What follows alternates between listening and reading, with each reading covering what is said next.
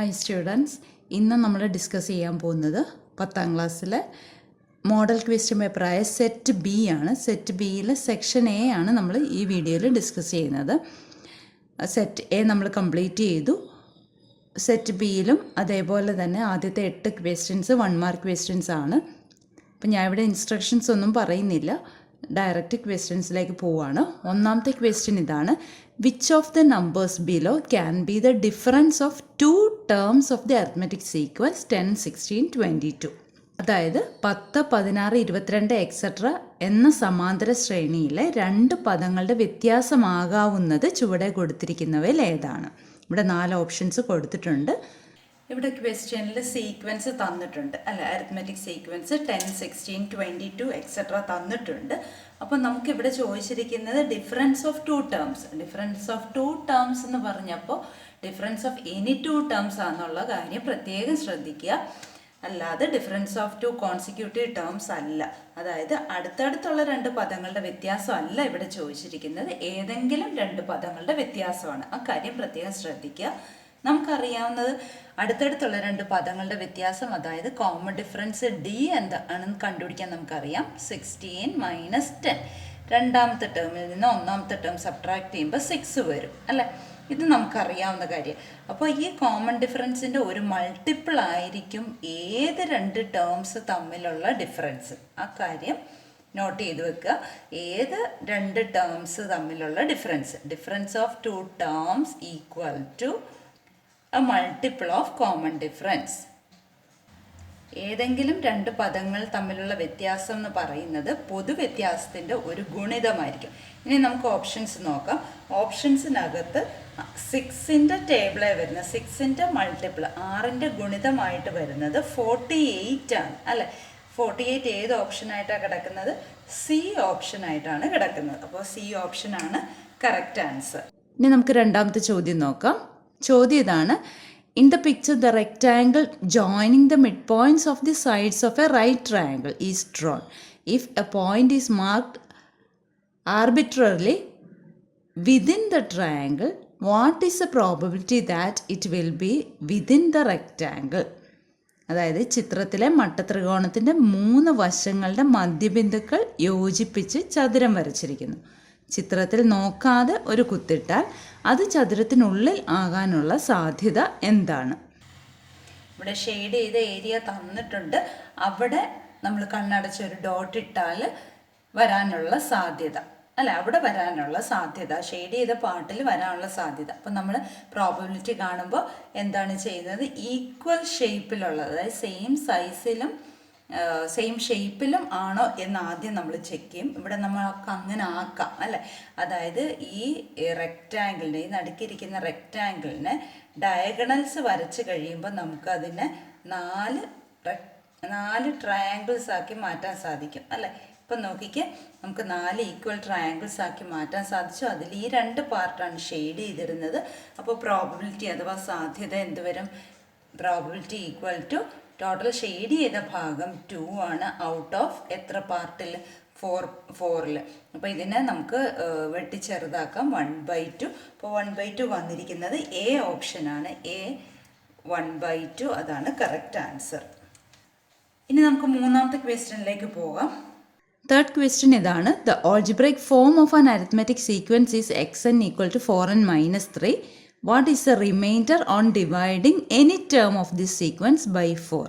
അതായത് ഒരു സമാന്തര ശ്രേണിയുടെ ബീജഗണിത രൂപം xn equal to 4n minus 3 ആണ്. ഈ ശ്രേണിയിലെ പദങ്ങളെ 4 കൊണ്ട് ഹരിച്ചാൽ കിട്ടുന്ന ശിഷ്ടം എത്രയാണ്? അതായത് മിച്ചം എത്രയാണ്? xn equal to 4n minus 3 അല്ലേ? ബീജഗണിത രൂപം തന്നിട്ടുണ്ട്. ഒരു അരിത്മെറ്റിക് സീക്വൻസിൻ്റെ ഓൾജിബ്രൈക് ഫോം 4n മൈനസ് 3 എന്ന് തന്നാൽ നമുക്ക് അതിനകത്ത് ടേംസ് ഉണ്ടാക്കാം അല്ലേ? ടേംസ് ഉണ്ടാക്കുന്ന എങ്ങനെ? എന്നിന് വാല്യൂസ് ഇട്ട് കൊടുക്കുക. n1 ഇട്ട് കൊടുക്കുമ്പോൾ നമുക്ക് ഒന്നാമത്തെ ടേം x1 കിട്ടും. അതായത് 4 × 1 മൈനസ് 3. 4 1s are 4 മൈനസ് 3 എത്രയാണ്? 1. ഇനി എന്നിന് 2 ഇട്ട് കൊടുക്കുമ്പോഴോ x2 കിട്ടും. രണ്ടാമത്തെ പദം കിട്ടും. 4 × 2 മൈനസ് 3. 4 2s are 8. 8 മൈനസ് 3 5 കിട്ടി. ഇനി എന്നിന് 3 ഇട്ട് കൊടുക്കുമ്പോഴോ x3 തേർഡ് ടേം അഥവാ മൂന്നാം പദം കിട്ടും. അപ്പോൾ 4 ഇൻറ്റു 3, ഇവിടെ എന്നിന് 3 ഇട്ട് കൊടുക്കുക, -3. 4 3s are 12, 12 - 3 എന്ന് പറയുന്നത് 9 ആണ്. നമുക്ക് 3 ടേംസ് മതി സീക്വൻസ് ഉണ്ടാക്കാൻ അല്ലേ? ഒന്നാമത്തെ ടേം, രണ്ടാമത്തെ ടേം, മൂന്നാമത്തെ ടേം അല്ലേ?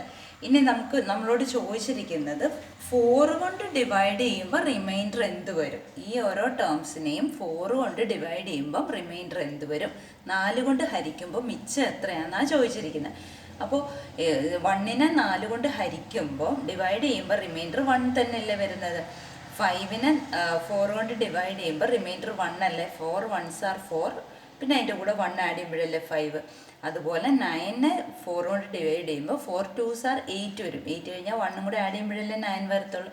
അപ്പോൾ റിമൈൻഡർ എത്രയാണ് വന്നത്? റിമൈൻഡർ അഥവാ മിച്ചം വന്നത് 1 ആണ് അല്ലേ?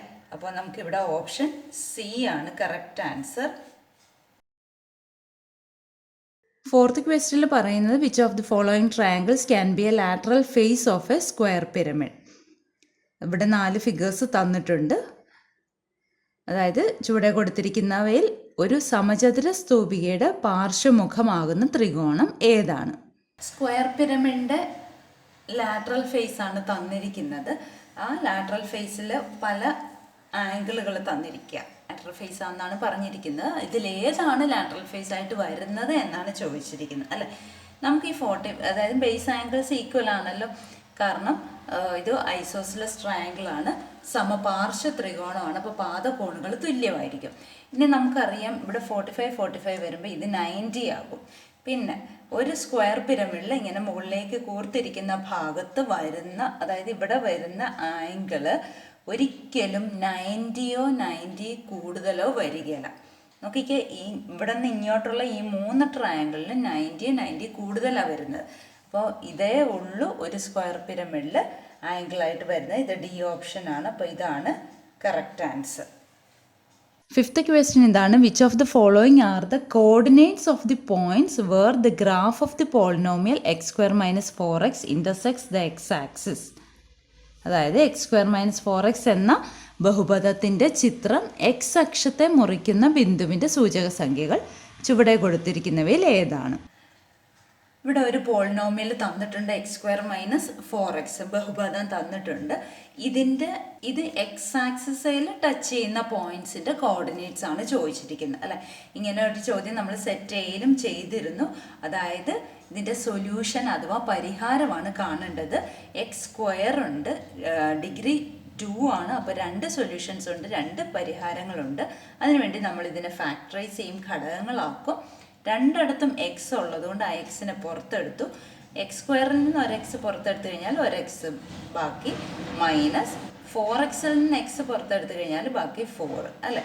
അപ്പോൾ പരിഹാരം കാണണമെങ്കിൽ =0, സൊല്യൂഷൻ നമുക്ക് കാണണം. അപ്പോൾ =0 ഇട്ട് ചെയ്യുക. ഇതിൻ്റെ മീനിങ് എന്താ?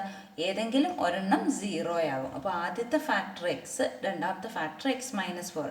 അപ്പോൾ ആദ്യത്തെ factor x = 0 or x - 4 second factor =0. ഒന്നാമത്തെ ഘടകം 0 ആകുക, അല്ലെങ്കിൽ രണ്ടാമത്തെ ഘടകം 0 ആകുക.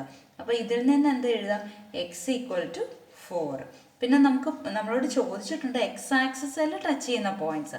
എക്സ് ആക്സിസിൽ ടച്ച് ചെയ്യുന്ന പോയിന്റ്സിൻ്റെ y കോർഡിനേറ്റ്സ് 0 ആയിരിക്കും അല്ലേ?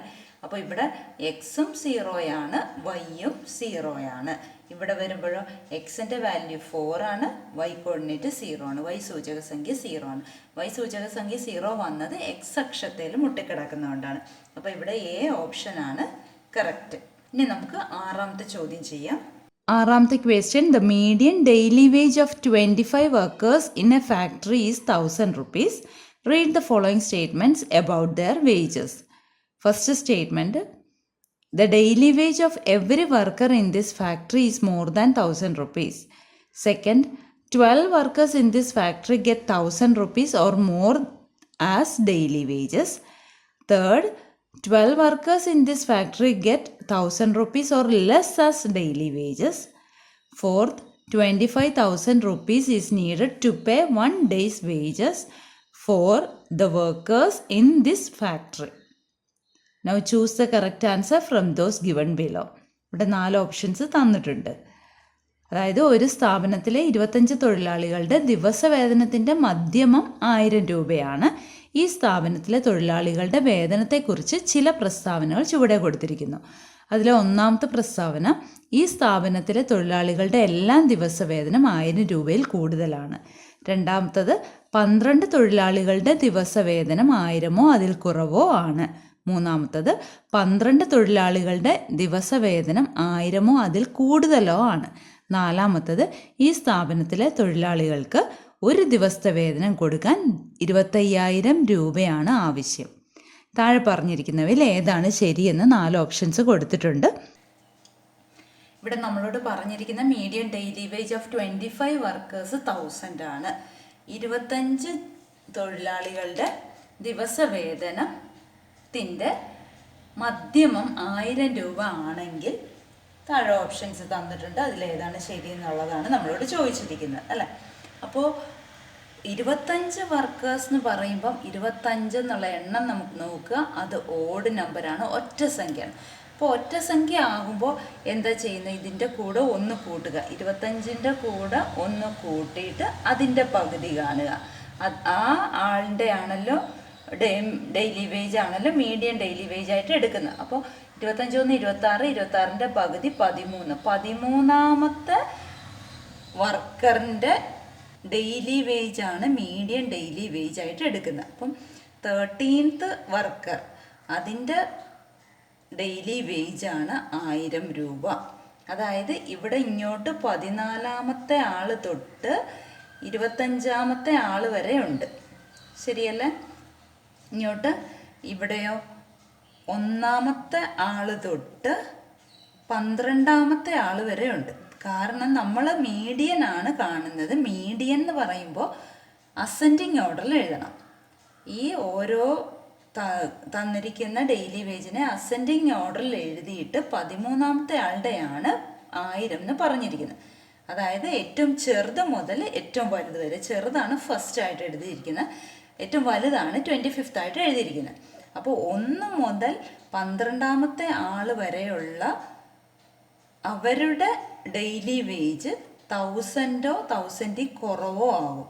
ക്ലിയർ ആയല്ലോ? അസെൻഡിങ് ഓർഡറിലാണ്.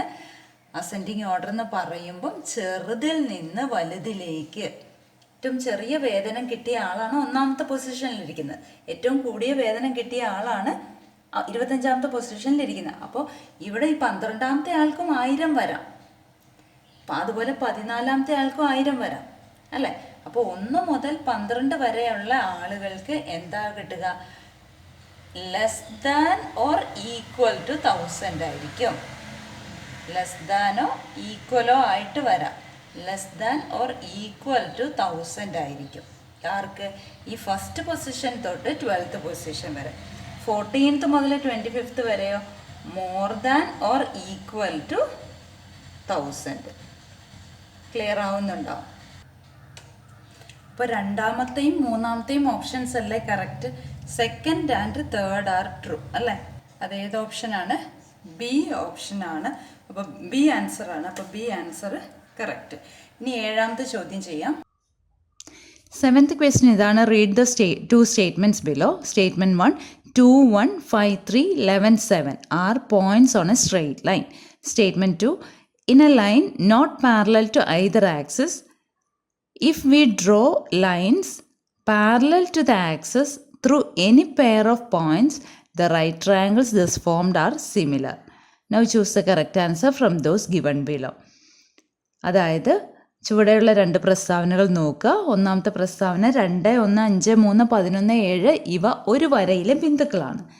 പ്രസ്താവന 2, അക്ഷങ്ങളിൽ ഒന്നിനും സമാന്തരമല്ലാത്ത വരയിലെ ഏതെങ്കിലും ഒരു ജോഡി ബിന്ദുക്കളിലൂടെ അക്ഷങ്ങൾക്ക് സമാന്തരമായ വരകൾ വരച്ചാൽ കിട്ടുന്ന മട്ടത്രികോണങ്ങളെല്ലാം സദൃശമാണ്. എന്നിട്ട് താഴെ പറഞ്ഞിരിക്കുന്നതിൽ ശരി ഏതാണെന്ന് കണ്ടുപിടിക്കണം. ഇവിടെ 1ാമത്തെ സ്റ്റേറ്റ്മെൻറ്റിൽ പറഞ്ഞിരിക്കുന്ന 2, 1, 5, 3, 11, 7 ഇത് ഒരു സ്ട്രെയിറ്റ് ലൈനിലാണ് കിടക്കുന്നത്. ഇനി ഈ സ്ട്രെയിറ്റ് ലൈൻ 2 ആക്സിസിനും പാരലൽ അല്ല 2ാമത്തെ സ്റ്റേറ്റ്മെൻറ്റിൽ പറയുന്നത്. പിന്നെന്താ? ഈ ആക്സിസിന് പാരലൽ ആയിക്കൊണ്ട് വരയ്ക്കുന്ന 2 റൈറ്റ് ട്രയാങ്കിൾസ്, ആ 2 റൈറ്റ് ട്രയാങ്കിൾസ് സിമിലർ ആയിരിക്കും. 2 അല്ല 3 ഉണ്ടാക്കാം. ഈ ഫസ്റ്റും ലാസ്റ്റും തമ്മിൽ ജോയിൻ ചെയ്യുമ്പോഴും നമുക്കൊരു റൈറ്റ് ട്രയാങ്കിൾ കിട്ടും. അപ്പോൾ അത് സിമിലർ ആണ് എന്ന് പ്രൂവ് ചെയ്യണം. കാരണം എന്താ, ഇത് രണ്ടും എക്സ് ആക്സിസ് ഈ ബേസ് ഈ സ്ട്രെയിറ്റ് ലൈനും എക്സ് ആക്സിസിന് പാരലാണ്, എക്സ് അക്ഷത്തിന് സമാന്തരമാണ് അല്ലേ. അപ്പോൾ അതിനെ കട്ട് ചെയ്യുന്ന ഒരു സ്ട്രെയിറ്റ് ലൈൻ ആണല്ലോ ഈ നമ്മൾ ആദ്യം വരച്ചത്. അപ്പോൾ കിട്ടുന്ന രണ്ട് ആംഗിൾസ് ഈ രണ്ട് ആംഗിൾസ് ഈക്വൽ ആയിരിക്കും. നമ്മളത് പഠിച്ചിട്ടുള്ളതാണ്. രണ്ട് പാരലൽ ലൈൻസിനെ ഇങ്ങനെ കട്ട് ചെയ്യുമ്പോൾ വരുന്ന രണ്ട് ആംഗിൾസ് ഈ രണ്ട് ആംഗിൾസ് ഈക്വൽ ആയിരിക്കും. അതേപോലെ തന്നെ ഇത് രണ്ട് റൈറ്റ് ട്രയാങ്കിൾസ് ആണല്ലോ. അപ്പോൾ ഇത് രണ്ടും ഈക്വൽ ആണല്ലോ, റൈറ്റ് ട്രയാങ്കിൾസ് ആണ്. ഇനി അപ്പോൾ കിട്ടുന്ന മൂന്നാമത്തെ ആംഗിൾ, അതായത് ഈ ആംഗിളും ഈ ആംഗിളും ഈക്വൽ. അപ്പോൾ രണ്ട് ട്രയാങ്കിൾസിലെ ആംഗിളുകൾ തുല്യമാകുമ്പം അത് സിമിലർ ആവുമല്ലോ. അപ്പോൾ അത് ഒന്നാമത്തെ സ്റ്റേറ്റ്മെൻറ്റും കറക്റ്റാണ്, രണ്ടാമത്തെ സ്റ്റേറ്റ്മെൻറ്റും കറക്റ്റാണ്. ഒന്നാമത്തെ സ്റ്റേറ്റ്മെൻറ്റ് കാരണമായിട്ട് വരുന്നത് ഏതാണ്? രണ്ടാമത്തെ സ്റ്റേറ്റ്മെൻ്റ് ആണ്. Statement 2 is the reason of statement 1. അപ്പോൾ ഇവിടെ ഏത് ഓപ്ഷനാണ് കറക്റ്റായിട്ട് കിടക്കുന്നത്? സി ഓപ്ഷനാണ് കറക്റ്റായിട്ട് കിടക്കുന്നത്. ക്ലിയർ ആയല്ലോ. ഇനി എട്ടാമത്തേലേക്ക് പോകാം. അവിടെയും രണ്ട് സ്റ്റേറ്റ്മെൻറ്റ്സ് ആണ് തന്നിരിക്കുന്നത്. നമുക്ക് വായിച്ചു നോക്കാം. 8th ക്വസ്റ്റ്യൻ ഇതാണ്. Read the 2 statements below. Statement 1, the tangents to a circle from a point outside are equal. Statement 2, the tangent through a point on a circle is perpendicular to the diameter through that point. Now choose the correct answer from those given below. അതായത് ഒന്നാമത്തെ പ്രസ്താവന, വൃത്തത്തിന് പുറത്തെ ഒരു ബിന്ദുവിൽ നിന്നുള്ള രണ്ട് തൊടുവരകൾക്കും ഒരേ നീളമാണ്. രണ്ടാമത്തെ പ്രസ്താവന, വൃത്തത്തിലെ ഒരു ബിന്ദുവിൽ കൂടിയുള്ള തൊടുവര ആ ബിന്ദുവിലൂടെയുള്ള വ്യാസത്തിന് ലംബമാണ്. താഴെ പറഞ്ഞിരിക്കുന്നതിൽ ശരിയായത് നമ്മൾ സെലക്ട് ചെയ്യണം. ഇവിടെ ഒന്നാമത്തെ സ്റ്റേറ്റ്മെൻറ്റ് പറഞ്ഞിരിക്കുന്നത് എന്താ? The tangents to a circle from a point outside are equal അല്ല. ഇതിവിടെ ഒന്നാമത്തെ ഫിഗർ അതിനെ റെപ്രസെൻറ്റ് ചെയ്യുന്നതാണ്. അപ്പോൾ പി എന്ന പോയിന്റ് ഔട്ട്സൈഡിൽ പുറത്ത് കിടക്കുന്നതാണ്.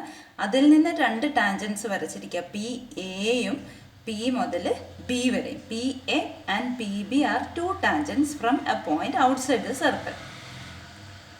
അപ്പോൾ പി എയും പി ബിയും ഈക്വൽ ആണെന്ന് നമ്മൾ പഠിച്ചതാണ് അല്ലേ. P A equal to P B. അപ്പോൾ ഫസ്റ്റ് സ്റ്റേറ്റ്മെൻറ്റ് ട്രൂ അല്ലേ. ഇനി സെക്കൻഡ് സ്റ്റേറ്റ്മെൻറ്റ് നോക്കിയാൽ, the tangent through a point on a circle is perpendicular to the diameter through that point. Diameter എന്ന് പറയുമ്പോൾ സെൻറ്ററിൽ കൂടെ പാസ് ചെയ്യുന്നു, അതിന് പെർപെൻഡിക്കുലർ ആയിട്ട് ടാൻജൻറ്റ് വരത്തുള്ളൂ. അത് നമ്മൾ പഠിച്ചതാണ്. അല്ലെങ്കിൽ റേഡിയസിന് പെർപെൻഡിക്കുലർ ആണെന്ന് നമുക്ക് പറയാം. അപ്പോൾ രണ്ടാമത്തെ സ്റ്റേറ്റ്മെൻറ്റ് ട്രൂ അല്ലേ. ഒന്നാമത് പറഞ്ഞിരിക്കുന്ന പുറത്തെ ഒരു ബിന്ദുവിൽ നിന്നും രണ്ട് തൊടുവരകൾ വരച്ചിരിക്കുന്നു. പി എയും പി ബിയും അവയുടെ നീളങ്ങൾ തുല്യമാണ്. രണ്ടാമത് പറഞ്ഞിരിക്കുന്നത് ഒരു ടാൻജൻ്റ് എന്ന് പറയുന്നത് അതിൻ്റെ വ്യാസത്തിന്, ആ വൃത്തത്തിൻ്റെ വ്യാസത്തിന്, ആ ബിന്ദുവിൽ കൂടെയുള്ള വ്യാസത്തിന് ലംബമായിരിക്കും. ഇപ്പോൾ രണ്ട് സ്റ്റേറ്റ്മെൻറ്റും ശരിയാണ്. ഇനി രണ്ടാമത്തെ സ്റ്റേറ്റ്മെൻറ്റ് അല്ലേ ഒന്നാമത്തെ സ്റ്റേറ്റ്മെൻറ്റ് റീസൺ ആയിട്ട് വരുന്നത്? Statement 2 is A reason of statement 1 അല്ലേ. അപ്പോൾ നമുക്ക് ആയിട്ട് വരുന്നത് സി ഓപ്ഷനാണ് കറക്റ്റ്. അപ്പോൾ 8 ക്വസ്റ്റ്യൻസ് മനസ്സിലായല്ലോ. ഇത് 1 മാർക്ക് ക്വസ്റ്റ്യൻസ് ആണ്. ഇനി സെക്ഷൻ ബി നമുക്ക് അടുത്ത വീഡിയോയിൽ ചെയ്യാം.